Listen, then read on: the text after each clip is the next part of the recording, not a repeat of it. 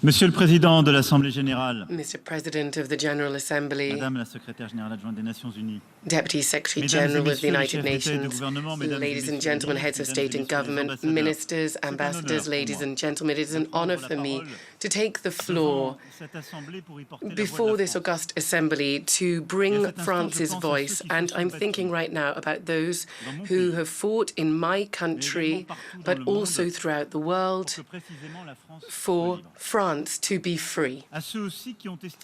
Those people who thought that Europe's destiny could not be indifferent to them before, and those people who come from Africa, from Asia, from throughout the world, because through their freedom, that is what they have achieved.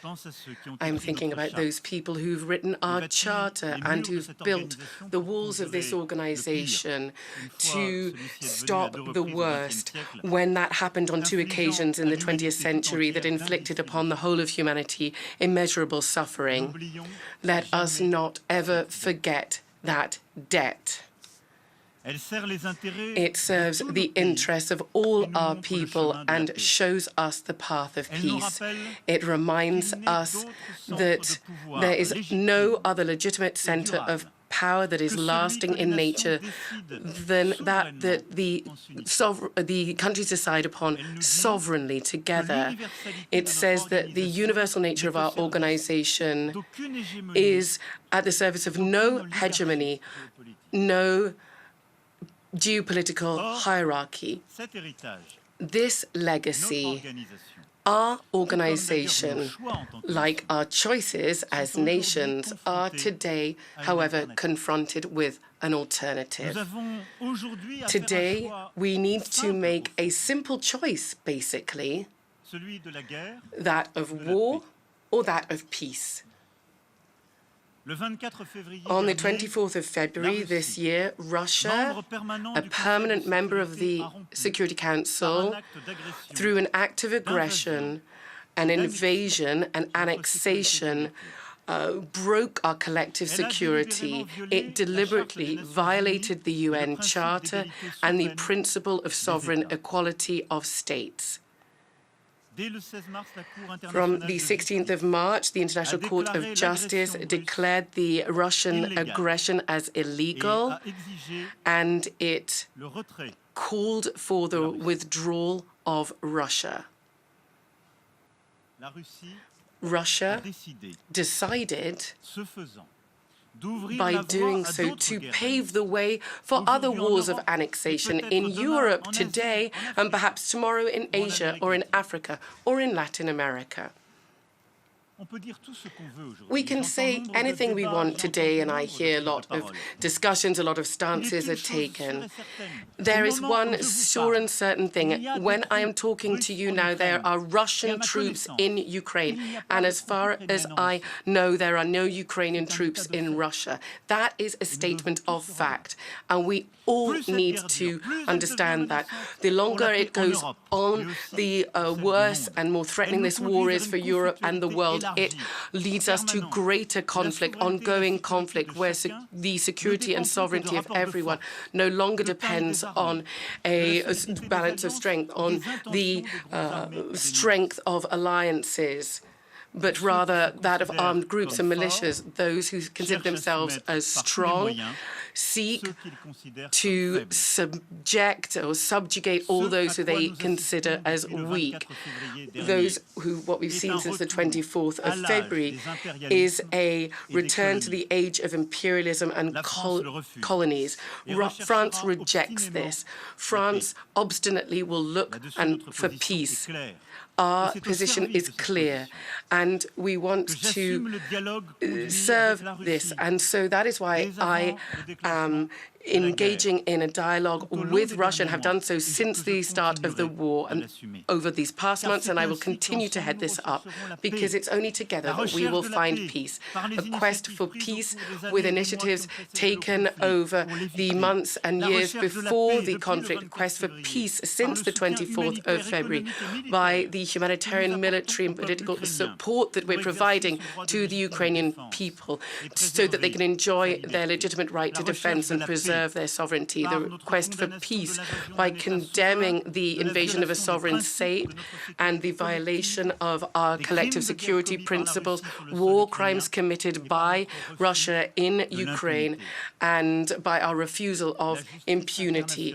International justice must establish the crimes and condemn and try the perpetrators. The quest for peace through our desire to curb geographic expansionism in war. And here we undertake to support the efforts of the IAEA to prevent the impact of war on safety and security of nuclear plants, as we'll do tomorrow beside the Ukrainians, whose sovereignty and safety is absolutely crucial. We have ensured that a IAEA mission went to Ukraine, establishing its independent report to prevent the risk of an accident whose consequences would be devastating. We are all aware today here that only an agreement that respects international law will enable peace to come back.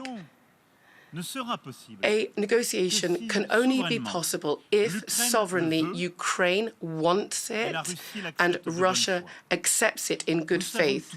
We are all aware as well that a negotiation will only be successful if Ukraine is liberated and its sovereignty is protected.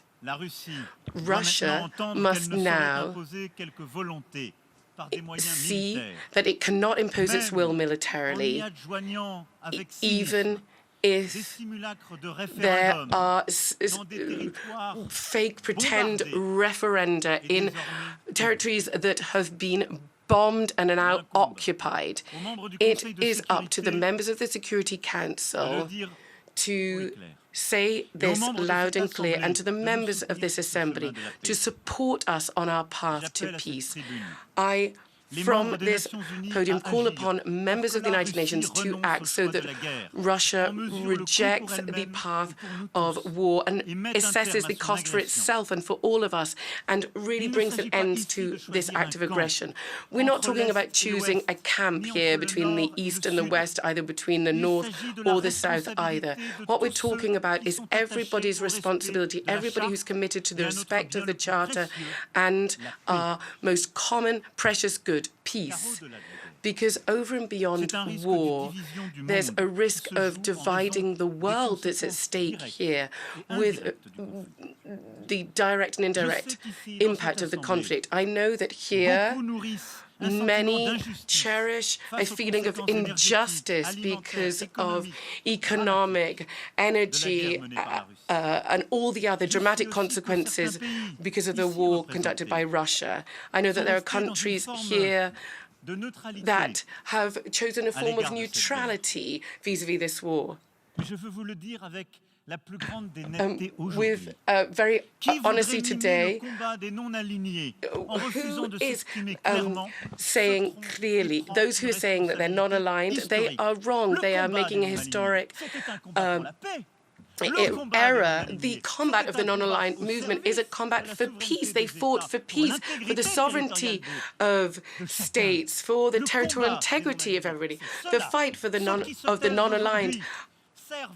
Those who are keeping silent today actually are, in a way, complicit with the cause of a new imperialism, a new order that is trampling over the current order, and there's no peace possible here.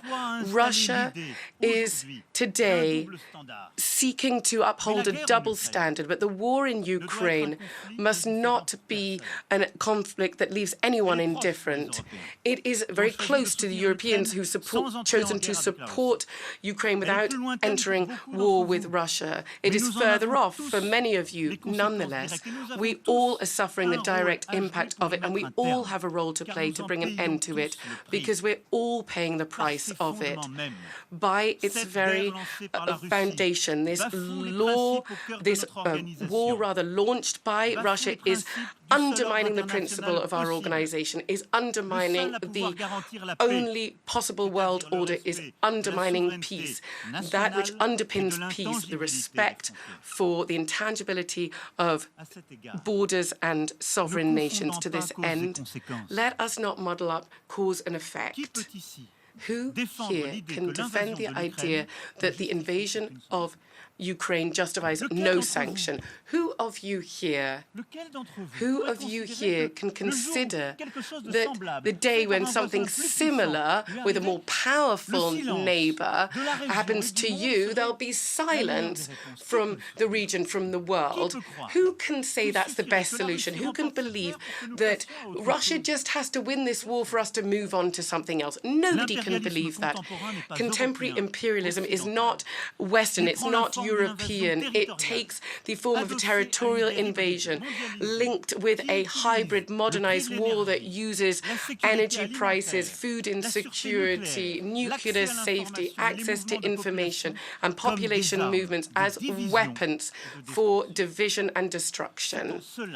And it's there. That is how the war undermines all of our sovereignty. France is standing alongside the free peoples of the UN here to deal with the consequences of the conflict and all the inequalities by rejecting bloc mindsets or exclusive alliances, because over and beyond the direct impact of the war, the risk is ours today. It is that of a new partition of the world. Some people want to say that there's the West that defends outdated interests, and then there's the West of the world that has suffered so much and wants to cooperate by turning a blind eye. And I reject this division for at least two reasons. Firstly, in principle. And I've just mentioned this. Our organization has universal values. Let us not be deaf to the fact that there is, or let's not say that there's anything regional or adaptable in the Charter. No, our organization has universal values, and the division vis-à-vis the war in Ukraine is simple. Are you in the favor of the law of the strongest, the non-respect for the territorial integrity of countries? Are you for or against impunity? I see no international order nor lasting peace that can be based on the respect of peoples and the principle of responsibility. I see no option apart from that. That is the only order. So our values are universal, and that's why we should never serve a power that violates these principles. Over recent years, when we have taken liberty with these values, we have been wrong. But this can in no way justify trampling on what we have built together after the Second World War. When I hear Russia say that it is ready to work in areas of new cooperation with a new international order with no hegemony, well, okay, well, based on what principle? The invasion of borders and non-respect of the borders of those people I don't particularly like. What is this order? Who's playing at hegemony today? It is Russia. What are we talking about? What is being invented here today? This is nothing that's going to hold water. Let us not cede to the cynicism that rejects this order that we've built together, and it's the only thing that can hold in stability in our world. The respect for the for borders, for territorial integrity. We were wrong when we took liberties with all of this. After the Second World War, after colonialism, we built something else. We said, no, it's not, we're not having this, we're not accepting this. The second reason for my opposition for this attempt to split up, to have partition in the world, is pragmatic.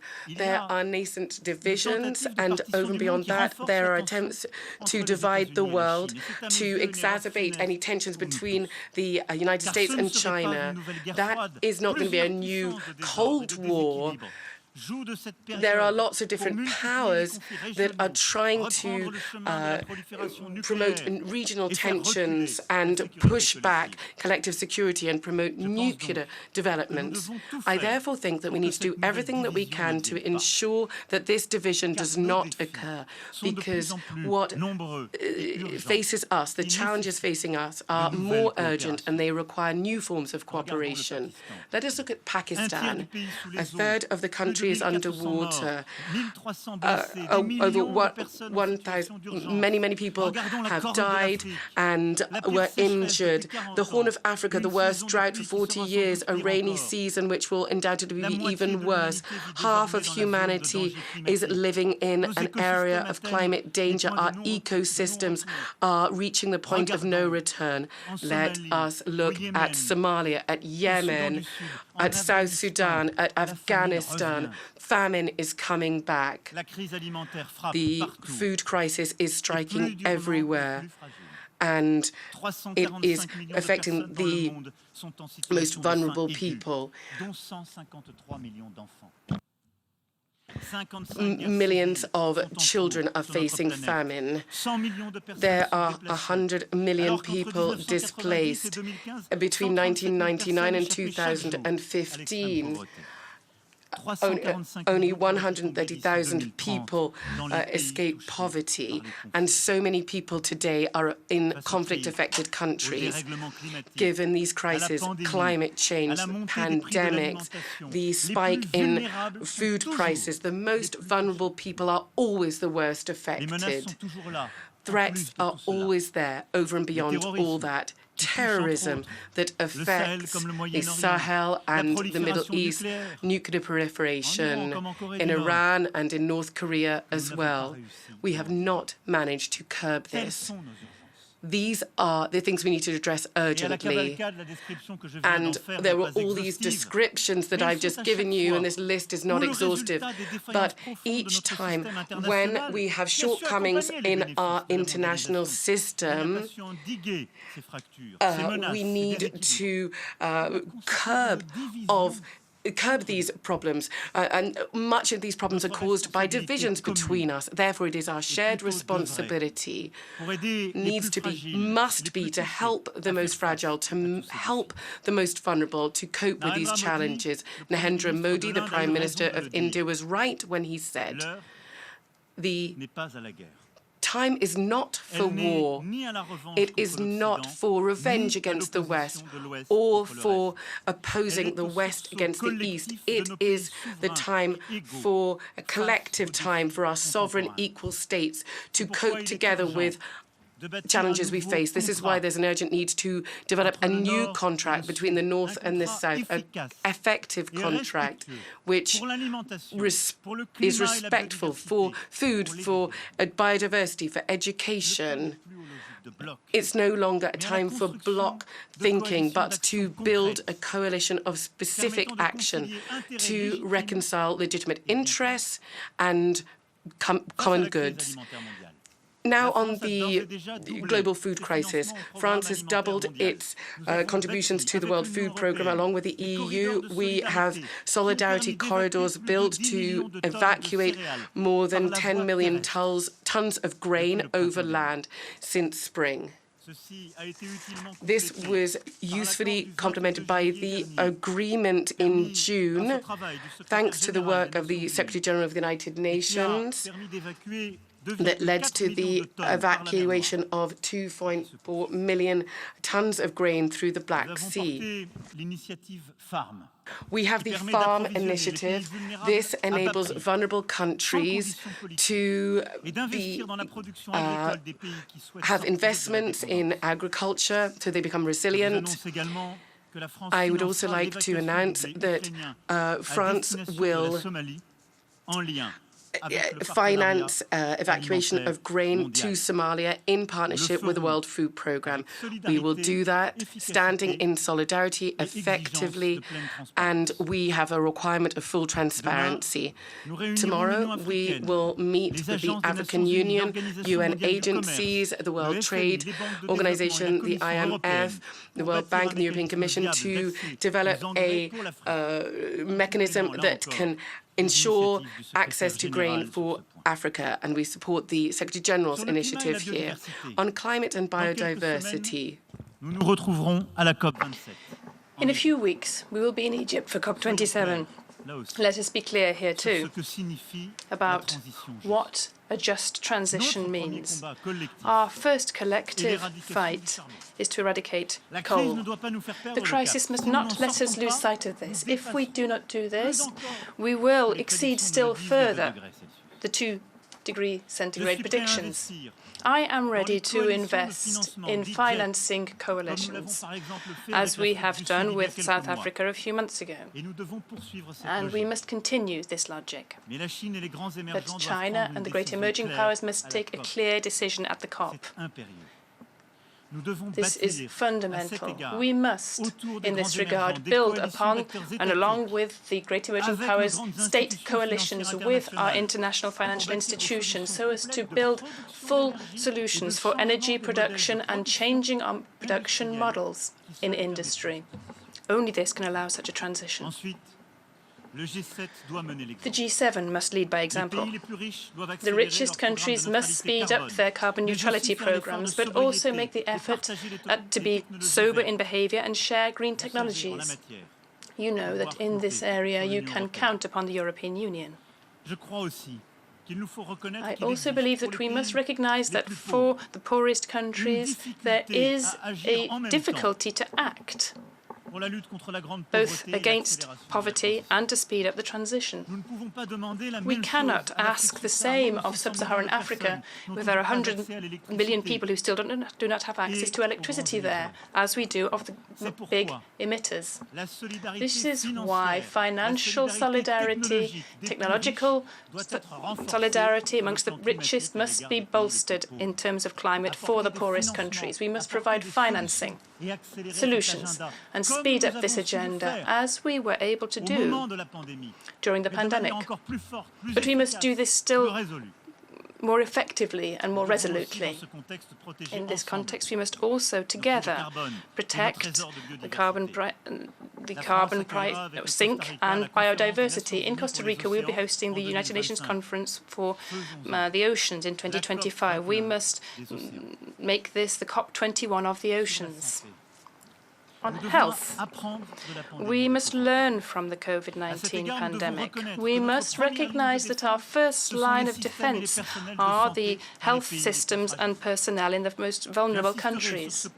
I will underscore this during the World Fund to combat AIDS, tuberculosis and malaria. France will remain one of the main contributors to this. We must also ensure that the WHO does set up early warning systems, which we need to prevent the spread of further viruses. And we must, together, tackle human and animal health. This is the very sense behind the One Health initiative, which France is leading with a number of others. As we do with the World Partnership for Education, we must continue our efforts so that children go to school after the pandemic, which has deprived them of this. We must fight at the source against all inequality and work for our common future. As you see, in all the areas, we need more cooperation. There must be partnerships of stakeholders between the West and the South, the North and the South. All of this must be developed. Further commitment by our major institutions. All of this is the opposite of division. Who, during the pandemic, was there proposing financing for the climate transition? Not those who are now proposing a new international order and who didn't have functional vaccines and who were not in solidarity and who do not contribute anything for the environment. Against all these challenges, which are our shared challenges, we must act in solidarity. We must cooperate more, but never give way to siren calls which lead nowhere. To achieve this, we must also be lucid about the situation of the poorest countries and middle-income countries, whether these be in Africa, on the South American continent, in Asia or in the Pacific. The pandemic has increased inequalities further. The war and its consequences have increased difficulties for many countries. The G20 must therefore imperatively stick to its objective of last year to mobilize $100 billion from special drawing rights. But we must go further. Based upon these special drawing rights issuance by the IMF, we must implement what we have been committed to. So many countries, particularly in Africa, have not yet seen this money. And we cannot explain to them that such and such a parliament is blocking it, such a rule is preventing it. That cannot happen. We are coming too late, but we must go further, because the difficulty is still greater. We must therefore go from 30% of reallocation of our special drawing rights to 4 African countries who are the most vulnerable and the poorest countries everywhere in the planet. And with the World Bank and the International Monetary Fund, we must recommit our mechanisms, those most appropriate to the current context. The rules which we apply today are those of the 80s. The situation of our planet post-COVID-19, with increased climate deregulation and a collapse of biodiversity because of the imbalances created by the war, this means we need greater solidarity. We must have a new financial compact with the South. That is where we must act. This is where we must act together, not against a common enemy, against false stories or historical revision, but for the planet in which we all live and for equal chances at a global scale. This fight is our fight, which brings us all together. We need to make a little more effort, to stick to our agreements, to be demanding and respectful of one another. But this fight, this is the true fight. If we are not able to wage it together, it will instead be the source of all ruptures and conflicts in the future. I invite all those who wish to build this new contract with us to come to the Paris Forum for Peace on the 11th of November this year to prepare the G20 in Bali and move forward together without ever giving up on our common values and our guiding principles. We must get to the heart of things. We mustn't give in to the fragmentation of the world or the increase of threats to peace. We must not allow crises to multiply and there be a proliferation of weapons of mass destruction. These are all risks which we cannot and will not be able to master in the future if we do not address the most directly concerned major powers. It is this work of involving major powers that we must do in the Middle East by ensuring a follow-up on the Baghdad conference, which we held in 2019, for the stability of Iraq or Lebanon and the whole region. Members of the P5 are no longer alone in having their word to say, and if they do have a word to say, then they do. It can only work if we are able to work more broadly towards international consensus, which is so necessary for peace. This is why I hope that we can finally commit to the reform of the Security Council so that it is more representative and welcome new permanent members and remain able to play its full role by restricting the use of the right to veto in terms of in cases of mass crimes. Together, we must build peace and a contemporary international order which acts to the service of the objectives of our Charter. And on this path, the United Nations can unquestionably count upon France. On this path, each country here today can absolutely count upon France. Thank you very much.